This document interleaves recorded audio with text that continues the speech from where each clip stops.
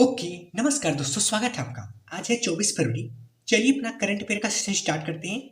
आज हमने पहला क्वेश्चन विज्ञान एवं प्रौद्योगिकी से लिया हुआ है। अभी हाल ही में क्या हुआ, एक ऐप लॉन्च हुआ। वह ऐप किसने लॉन्च किया और वह ऐप क्या है, किसके लिए लॉन्च किया गया, उन सबको देखेंगे। अभी हाल ही में कौन सा ऐप लॉन्च किया गया, उस ऐप का नाम है Indus app store. Indus app store किसने लॉन्च किया, वो है फोनपे के द्वारा लॉन्च किया गया। फोनपे वर्तमान ये वैसे तो ये इंडिया की कंपनी थी, लेकिन इसको वॉलमार्ट द्वारा खरीद लिया गया है, जो कि यूएसए की कंपनी है। तो फोनपे के द्वारा अभी हाल ही में इंडस ऐप स्टोर लॉन्च किया।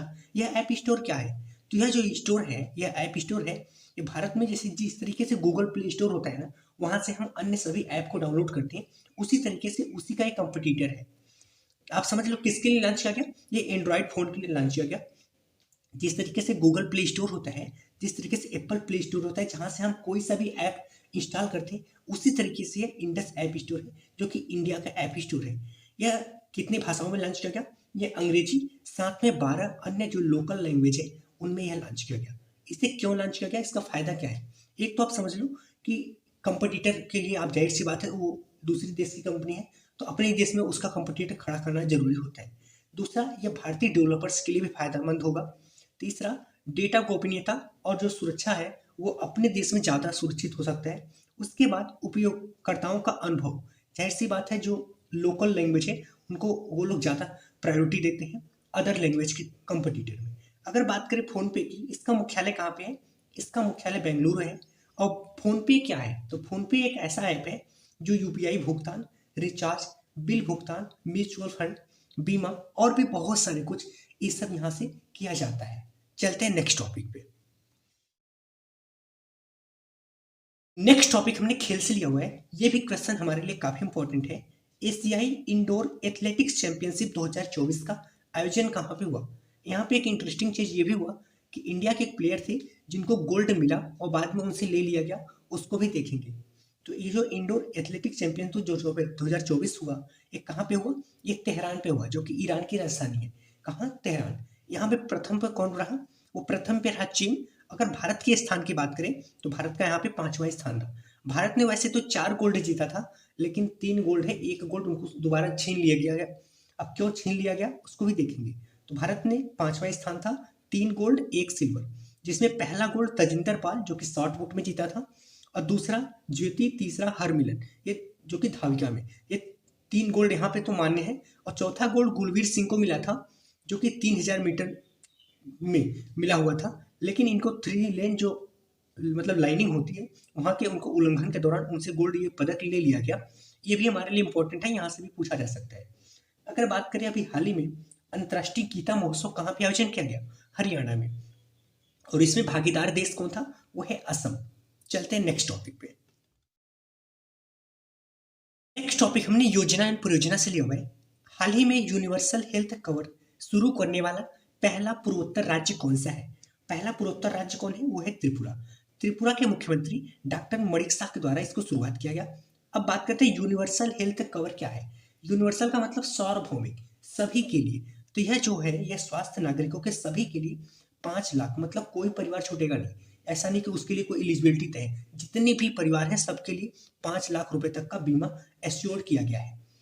त्रिपुरा की राजधानी अगरतला है। यह किस योजना के तहत शुरुआत किया गया, तो सीएम जन आरोग्य योजना के अंतर्गत इसको शुरुआत किया गया है।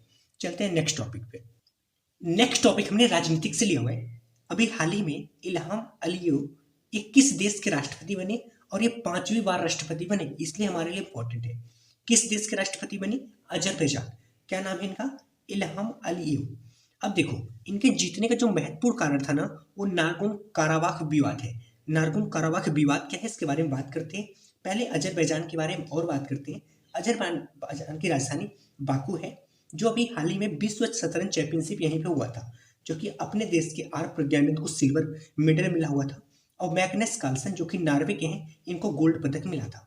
कॉप 29 की बात करें, कॉन्फ्रेंस ऑफ पार्टी 29 जो होने वाला है वो अजरबैजान में होगा, और 28 वाला यूएई में हुआ। अब बात करते हैं नारगोन काराबाख की बात क्या है।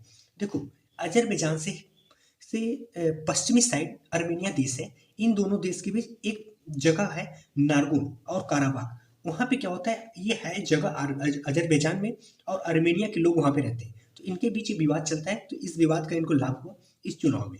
अर्मेनिया की राजधानी की बात करें तो एरेवान है। चलते हैं नेक्स्ट टॉपिक पे।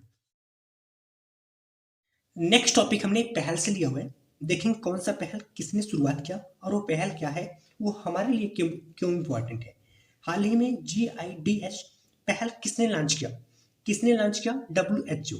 WHO क्या है? वर्ल्ड हेल्थ ऑर्गेनाइजेशन, विश्व स्वास्थ्य संगठन, जिसकी स्थापना 7 अप्रैल 1948 में हुआ था और इसी दिन प्रत्येक वर्ष 7 अप्रैल को वर्ल्ड हेल्थ डे मनाया जाता है। इसका मुख्यालय की बात करें तो जिनेवा, जो कि स्विट्जरलैंड में है। अब बात करें जो WHO के द्वारा GIDS शुरुआत क्या, यह क्या है? तो जी global institute for digital health. इसका मतलब ये हुआ, इसका उद्देश्य डिजिटल स्वास्थ्य प्रौद्योगिकियों के माध्यम से उपयोग को बढ़ावा देकर वैश्विक स्वास्थ्य में सुधार किया जाए। इसका मतलब कि जो वैश्विक स्तर पे सभी देश हैं उनके बीच सहयोग एवं समन्वय को बढ़ावा जा सके, इसलिए इसको शुरुआत किया। चलते हैं नेक्स्ट टॉपिक पे। नेक्स्ट टॉपिक भी हमने कार्यक्रम या पहल से लिया हुआ है। हाल ही में IMPEL AI कार्यक्रम किसने लॉन्च किया और यह कार्यक्रम क्या है, इसका उद्देश्य क्या है?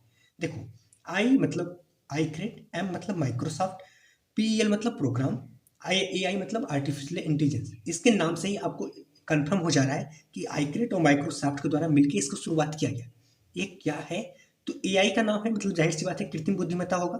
तो यह कार्यक्रम कृत्रिम बुद्धिमत्ता पर आधारित AI पाठ्यक्रम और प्रशिक्षण को बढ़ावा प्रदान करेगा। कहाँ पे प्रदान करेगा? तो यह AI स्टार्टअप में बढ़ावा देगा, स्टार्टअप के इनोवेटर में AI के माध्यम से बढ़ावा देगा। इसका मुख्यतः हेल्थ केयर, शिक्षा, वित्तीय समावेशन के क्षेत्र में इसको बढ़ावा दिया जा सकेगा। अगर बात करें इन सब कंपनियों के बारे में, आईक्रेट कंपनी क्या है? तो यह गैर लाभकारी संगठन है जो रक्षात्मक एवं नवाचार के लिए जाना जाता है। माइक्रोसॉफ्ट की बात करें तो यह एक IT कंपनी है जो सॉफ्टवेयर और हार्डवेयर को डेवलप करती है। ओके दोस्तों, अगर आपको करंट अफेयर को शॉर्ट नोट्स के माध्यम में डिटेल में पढ़ना है तो आप इस फैमिली के हिस्सा बन सकते हैं। धन्यवाद।